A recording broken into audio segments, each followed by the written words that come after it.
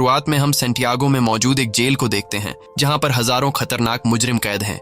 ये सेंटियागो का सबसे सिक्योर तरीन जेल है क्योंकि आज तक इस जेल से कोई भी कैदी फरार नहीं हो सका और इसका रीजन है इस जेल का वार्डन बहुत ही स्ट्रिक्ट और बेरहम इंसान है जो जरा सी गलती करने पर कैदियों को बुरी तरह से पीटता है। और यही वजह है कि इस जेल के कैदी यहाँ से भागना तो दूर बल्कि एक छोटी सी गलती करने से पहले भी 100 बार सोचते हैं। लेकिन अब वार्डन का यह खौफ ज्यादा दिनों तक चलने वाला नहीं था क्योंकि अब इस जेल में एंट्री हो चुकी थी एक बहुत ही शातिर इंसान की जिसका नाम लियोन है। लियोन एक आर्किटेक्ट है जो किसी भी बिल्डिंग को देखकर उसे पता चल जाता है कि यह बिल्डिंग कितने साल पुरानी है और इस बिल्डिंग को किस तरह से डिजाइन किया गया है। लियोन जेल में एंटर होते ही उसके दिमाग में यहाँ से भागने की प्लानिंग शुरू हो जाती है। यहाँ हमें पता चलता है कि लियोन अकेला नहीं है बल्कि उसके साथ 4 साथी भी हैं जो यहाँ से भागना चाहते हैं। कुछ देर बाद जेल का एक ऑफिसर सभी कैदियों को लाइन से खड़ा करके जेल के रूल्स बताता है और कहता है कि अगर किसी ने भी रूल तोड़ने की कोशिश की तो उसे मार दिया जाएगा। इसके बाद सभी कैदियों को उनके ब्लॉक्स की तरफ लाइन से ले जाया जाता है। यहाँ लियोन दौड़ते हुए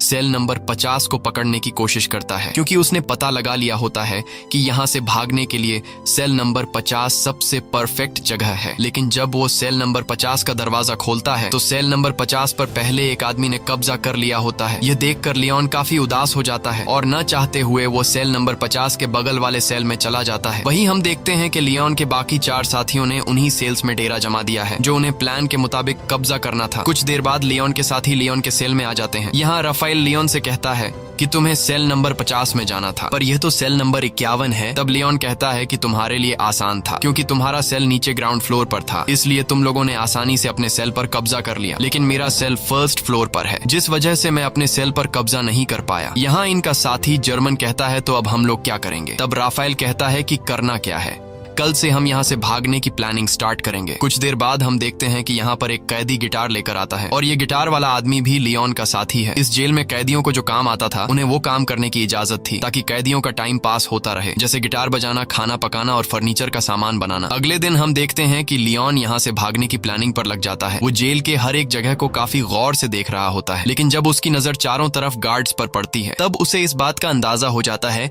कि यहाँ से दीवार से कूदकर भागना काफी मुश्किल है। इसके बाद वह प्लान बी पर काम करते हुए पैदल चलकर कदमों से जेल की लंबाई का नाप लेने लगता है। जेल की लंबाई नापने के बाद वो सीधा अपने साथियों के पास पहुंचकर उनसे कहता है कि हमें कैसे भी करके यहाँ से भागना होगा। तब जर्मन ने कहा कि तुम पागल हो गए हो, यहाँ से भागना इम्पॉसिबल है क्योंकि चारों तरफ जेल की ऊंची दीवारें हैं जिससे हम कभी भी कूदकर भाग नहीं सकते और गार्ड्स भी चारों तरफ से हम पर नजर जमाए रखे हैं। अगर उन्हें जरा सा भी हम पर शक हुआ तो वो हमें मार डालेंगे। तब लियोन कहता है